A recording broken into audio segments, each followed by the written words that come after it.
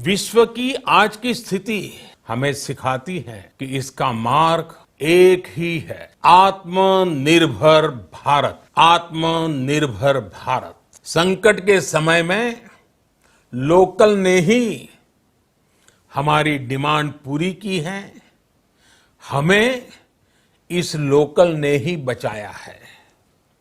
इसलिए आज से हर भारतवासी को अपने लोकल के लिए वोकल बनना है। लोकल के लिए वोकल बनना है। आदरणीय प्रधानमंत्री जी नमस्कार। मैं प्रभात रंजन दीन हूं। आज हम आपसे ही सीधे संबोधित हैं। भारतीय लोकतंत्र में आम आदमी की औकात क्या है यह हम जानते हैं। तथाकथित और सर्वथा व्यथित करने वाली खंडित आजादी के गौरवपूर्ण 73 वर्षों का यह अपना अनुभव है। नक्कार खाने में तूती की आवाज सुनते सुनते ही हम बड़े हुए हैं, इसलिए अपनी औकात जानते हैं। लेकिन यह तंत्र लोक का है, जन का है। इसी मनोवैज्ञानिक मोगालते में आपको ही सीधे संबोधित करने का एक साइको प्लेजर ले रहा हूं। आम आदमी यही तो कर सकता है। वह वोट दे सकता है और लोकतंत्र हमारा है इस फंतासी का साइको प्लेजर ले सकता है, मनोवैज्ञानिक आनंद से भर सकता है। चौथे लॉकडाउन संबोधन में आपने एक दो चुनिंदा शब्दों का प्रयोग किया, आत्मनिर्भर, लोकल और वोकल। आप स्वदेशी और मुखर जैसे खांटी हिंदुस्तानी शब्दों से बचते रहे। जब जब आपके मुंह से लोकल शब्द निकलता, वह आपको देश की माटी से काफी दूर धकेल देता। जब जब आपके मुंह से आत्मनिर्भर शब्द निकलता, आप जमीनी सच्चाई से कोसों दूर खड़े नजर आते। अगर आपके आत्मनिर्भर शब्द का संदर्भ भविष्य को लेकर है, तब देश को रिनासा यानी पुनरुद्धार के प्रोसेस से गुजरना होगा। क्या आप यह दुष्कर चुनौती लेने के लिए तैयार हैं कि देश का नए सिरे से पुनर्निर्माण हो? आप बड़े हैं, देश के प्रधानमंत्री हैं, हमारे अभिभावक हैं। कोरोना युद्ध काल में तमाम मोर्चों पर लड़ते, जूझते और मरते देशवासियों को जब आप आत्मनिर्भर होने का संदेश दे रहे थे, तब क्या आपके मन में यह ख्याल नहीं आया कि विदेशी बैंकों में जो देश का चुराया हुआ अकूत धन अटका पड़ा है, उसे निकाल कर लाया जाए? यही वह सटीक मौका था। कौन सा देश होता जो इस विषम परिस्थिति में बैंकों में रखा भारत का धन भारत को वापस लेने से मना कर देता? वह धन अगर वापस आ जाता तो हम कंगाल होने की स्थिति में तो नहीं आते। वह धन हमें आत्मनिर्भर बनाने के काम आता। लेकिन प्रधानमंत्री जी, आपने ऐसा नहीं किया। जब जब आप आत्मनिर्भर होने का आह्वान करते, हमें भ्रष्टाचार से चुराया गया अकूत धन, बैंकों से हड़पी गई विशाल धनराशि, काली कमाई की बेशुमार संपत्ति और भ्रष्टाचार करके सियासी अय्याशियां करते नेताओं, नौकरशाहों और पूंजी पशुओं के चेहरे ताजा होते जाते। लोकल शब्द भी आप ऐसे ही बोल रहे थे जैसे आपके पूर्व के सियासी अलंबरदार ग्लोबल शब्द बोलते रहे। हमें ग्लोबल ग्लोबल रटाते रहे और देश का धन बटोर बटोर कर उसे ग्लोबल बैंकों में खिसकाते रहे। हम तो उस समय से लेकर आज तक लोकल ही रह गए ना प्रधानमंत्री जी। या कहें लोकल भी नहीं, पैदल हो गए। तभी तो महाराष्ट्र से, पंजाब से, दिल्ली से, यहां तक कि आंध्र प्रदेश और तमिलनाडु से पैदल ही घर की तरफ चल पड़े। लेकिन हमारे लोकल से पैदल होने की इस त्रासद 73 सालाना यात्रा के दरमियान कितने लोग और कौन कौन लोग एक्सप्रेस और सुपरफास्ट होकर निकल लिए, इसका हिसाब तो आपके पास होगा ही ना प्रधानमंत्री जी। उनका क्या किया आपने? उन्हें तो आत्मनिर्भर होने का आपने खूब मौका दिया और आप हमें लोकल होने के लिए कह रहे हैं। हम हर बार और बार बार बदबूदार लोकल होते रहें और आप सियासतदान खुशबूदार फ्लोरल। इन 73 वर्षों में नेता, नौकरशाह और दलाल प्रजाति किस तरह आर्थिक रूप से संपन्न होती गई और हम किस तरह आर्थिक रूप से विपन्न होते चले गए, इसका मोरल एंड एथिकल फर्क कौन करेगा और कब करेगा? इस लोकल सवाल का भी तो वोकल जवाब दें। अभी हम कोरोना की प्रायोजित महामारी झेल रहे हैं। यह महामारी हम क्यों झेल रहे हैं? इसमें हमारी क्या गलती है? यह भी सियासी जमात के ही षड्यंत्र के कारण पैदा हुआ, फैला और हम झेल रहे हैं। आप चीन के सियासतदानों पर क्यों नहीं बोलते, जिसने हमें इस भीषण त्रासद बीमारी में उलझाया? आप सब ऊपर ऊपर सत्ता सत्ता और शक्ति शक्ति का खेल खेलते रहें और हम मरते रहें। इस बीमारी ने हमारी जान भी ली और हमें आर्थिक रूप से खोखला भी कर दिया। आप लॉकडाउन के पहले संबोधन से लेकर चौथे संबोधन तक देश के आम लोगों को कोरोना युद्ध में सरकार का साथ देने, सहायता देने, त्याग करने, अपना बलिदान देने और लोकल होने का आह्वान करते रहे। ये पैकेज और वो पैकेज देने का ऐलान करते रहे, लेकिन वो सारे पैकेज मध्य वर्ग को कुचल कर चटनी बनाने वाले ऐलान साबित हुए हैं। आप हमसे तमाम टैक्स भी लेते हैं, आप हमसे चंदा भी लेते हैं, आप हमसे प्रधानमंत्री राहत कोष, पीएम केयर्स फंड, मुख्यमंत्री राहत कोष जैसे अनगिनत माध्यमों से धन भी वसूलते हैं और हमें भ्रमजाल में भी फंसाते हैं। आपको उन लोगों की चिंता सताती है जो टैक्स नहीं देते, लेकिन उन लोगों की चिंता कतई नहीं जो बाकायदा टैक्स देते हैं, राहत कोष में चंदा देते हैं, अपनी सैलरी कटवाते हैं और अनुशासित जीवन जीने की जद्दोजहद करते रहते हैं। प्रधानमंत्री जी, आप क्या कभी यह सोचते हैं कि सियासतदानों ने इस देश को किन लोगों का देश बनाकर रख दिया है? यह देश उन लोगों का हो गया है जो चोर हैं, जो टैक्स चुराते हैं, जो बैंकों का धन चुराते हैं, जो देश का धन चुराते हैं, जो कानून और संविधान के छेद चुराते हैं और अपना सामर्थ्य बढ़ाते हैं। आप गरीबों के हित की जरूर सोचें, पर इसके लिए संपूर्ण मध्य वर्ग को ही गरीब बना दें, ऐसा कृपया न करें। और गरीब के लिए ही आप क्या कर रहे हैं? यह तो मजदूरों से पूछिए जो पैदल ही गांव के लिए चल पड़ते हैं और रास्ते में मदद मांगने के लिए हेल्पलाइन पर फोन करते हैं तो लगातार यही प्रतिध्वनि सुनाई पड़ती है, फोन इज बिजी। सरकारी तंत्र जनता की सेवा का प्रचार प्रसार करने में लगा हुआ है, तो फोन इज बिजी तो मिलेगा ही। प्रधानमंत्री जी, आपने डॉक्टरों से लेकर नर्सों, वार्ड बॉयज से लेकर अस्पताल के सफाई कर्मियों तक को कोरोना योद्धा बताया। हमें बहुत अच्छा लगा, बहुत खुशी हुई। हमने उनके सम्मान में खूब तालियां बजाई, थालियां बजाई और खूब दिए जलाए। लेकिन थाली बजाने और दिए जलाने से घर का बजट चलता हो तो हम हर दिन थाली बजाएं और दिए जलाएं।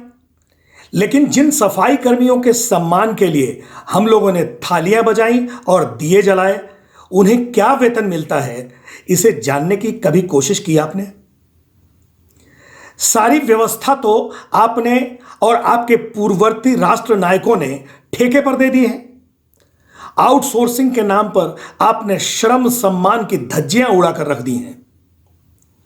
आप कोरोना योद्धा की संज्ञा देते हैं, यह जानते हुए कि असली योद्धा तो वे ठेकेदार हैं जो सफाई कर्मी सप्लाई करते हैं।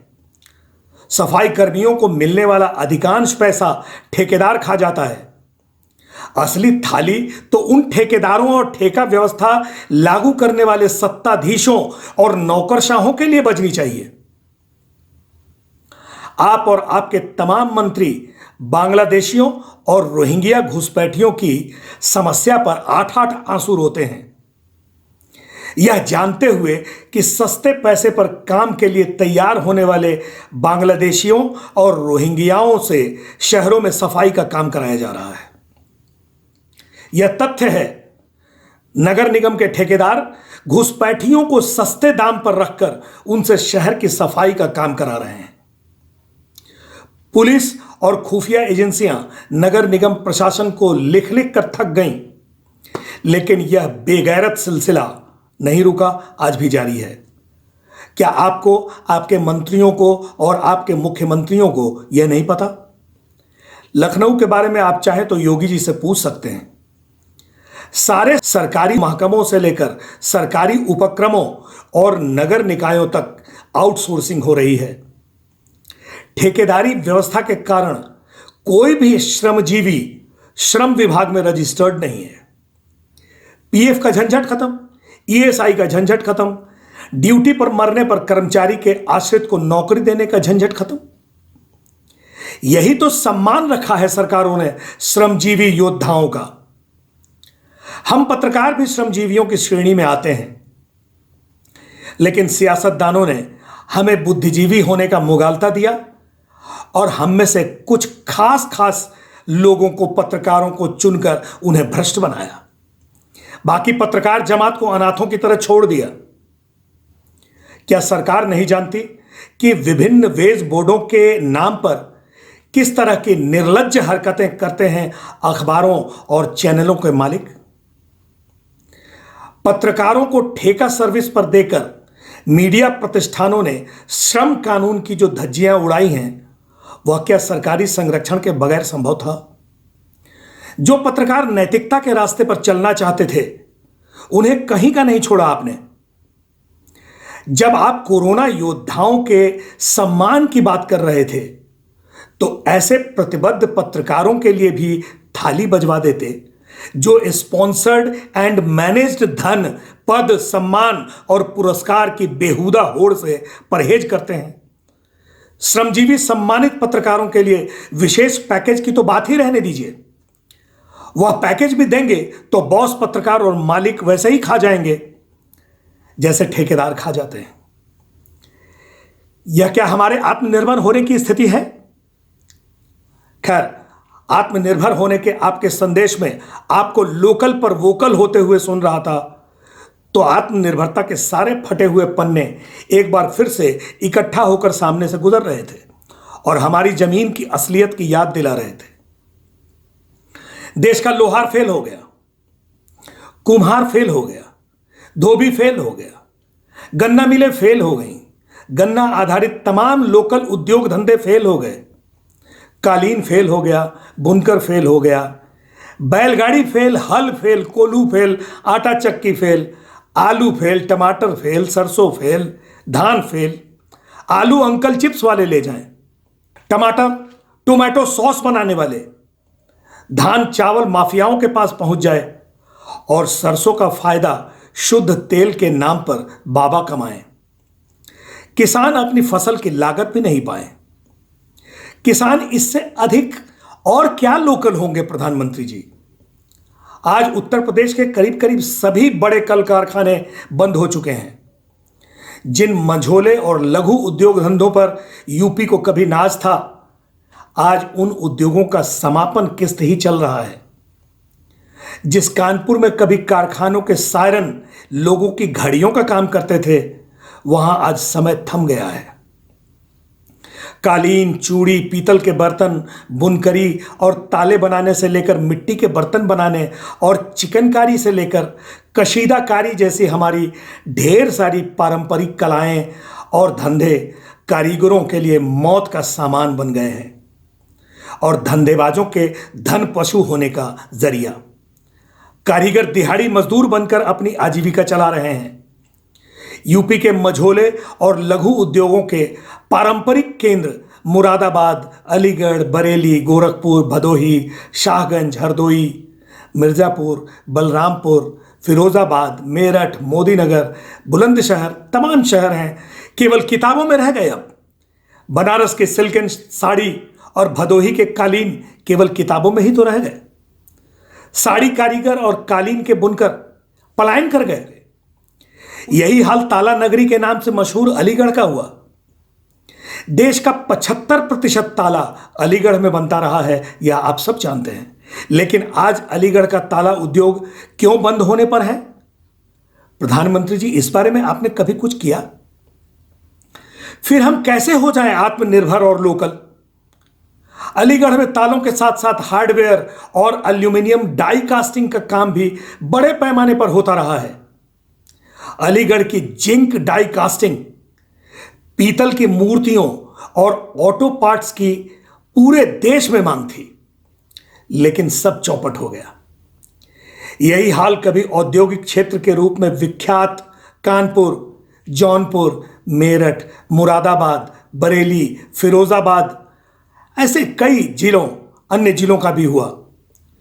उत्तर भारत का होजरी और रेडीमेड कपड़ों का कारोबार भी बिल्कुल ही चौपट हो गया। आगरा का विख्यात जूतों का कारोबार अब आखिरी सांसें ही ले रहा है। कुटीर उद्योग की तरह फैला था जूता उद्योग आगरा का, लेकिन उस पर ग्रहण लग गया। फिर भी हम कैसे हो जाएं आत्मनिर्भर? प्रधानमंत्री जी, सार्वजनिक क्षेत्र की अवधारणा देश समाज के भविष्य को दूरदृष्टि से देखने वालों ने रखी थी, लेकिन उन्हीं की संततियों ने उसे चबाकर खा लिया। वामपंथ के नाम पर सियासत की दुकान चलाने वाले धंधेबाजों ने तमाम सार्वजनिक क्षेत्र के कल कारखानों को ध्वस्त करने का कोई कोर कसर ही नहीं छोड़ा। 90 के दशक के बाद के राजनीतिक प्रत्युत्पादों ने बाकी काम पूरा कर दिया। कल कारखाने माफियाओं और पूंजी पशुओं को बेच डाले। आप हमें लोकल और आत्मनिर्भर होने का रास्ता दिखा रहे हैं। पिछले वाले हमें ग्लोबल होने का रास्ता दिखा गए। उन्होंने ग्लोबल होने का भ्रम दिखाकर सार्वजनिक क्षेत्र को निजी पूंजी शक्तियों के हाथों गिरवी रख दिया। आप आए तो आपने और भी ताकत से एक धक्का और दो वाले तर्ज पर रहा सहा काम पूरा कर दिया। आपने खुदरा किराना बाजार तक पूंजी घरानों और बहुराष्ट्रीय कंपनियों के लिए खोल दिया। आपके पूर्ववर्तियों ने परमाणु, रक्षा, रेल और पर्यावरण को सार्वजनिक क्षेत्र के लिए रिजर्व कर दिया था, लेकिन आपने क्या किया? आपने उसमें भी निजी पूंजी निवेश को अनुमति दे दी। रक्षा क्षेत्र से लेकर रेलवे और हवाई अड्डे तक आपने निजी पूंजी शक्तियों के हाथों में देने से परहेज नहीं किया। सरकार लोकल नहीं हुई, लेकिन आप हमें कहते हैं कि हम लोकल हो जाएं। आदरणीय मोदी जी, आपने अपने लॉकडाउन संदेश में इंटरनेशनल सोलर अलायंस का भी जिक्र किया है। इस संदर्भ में आपको याद दिलाता चलूं कि जिस वक्त आप देश की सोलर एनर्जी के भारी projects China electronics technology group corporation को दे रहे थे, उस समय क्या आपको आत्मनिर्भर और लोकल शब्द का ध्यान नहीं आया था? आपको यह तो पता ही होगा कि China electronics technology group corporation चीन की सेना पीपल्स लिबरेशन आर्मी से संबद्ध कंपनी है। प्रधानमंत्री जी, आपको तब लोकल या आत्मनिर्भर शब्द का एहसास हुआ था जब आप चीन की विवादास्पद कंपनी हचिसन और शाओमी पार्टनर्स को भारत में शाओमी और रेडमी फोन बेचने का धंधा करने की इजाजत दे रहे थे, यह जानते हुए कि हचिसन भारत से अरबों रुपए का टैक्स चुराकर भागी हुई कंपनी है और शाओमी के फोन भारतीय सेना की जासूसी कर रहे थे और भारतीय सेना आपको बार बार इस बारे में इत्तिला कर रही थी, लेकिन आपने कोई कार्रवाई नहीं की। आखिरकार सेना के तीनों अंगों को शाओमी और रेडमी फोन्स पर पाबंदी लगाने का फैसला लेना पड़ा। हचिसन वैम्पोआ कंपनी चीनी सेना की साझीदार है और पाकिस्तान के बंदरगाहों को अपने कब्जे में लेकर हथियारों की तस्करी कराती है। अब आप ही बताइए प्रधानमंत्री जी, हम आत्मनिर्भर और लोकल कैसे हों? नमस्कार, जय हिंद।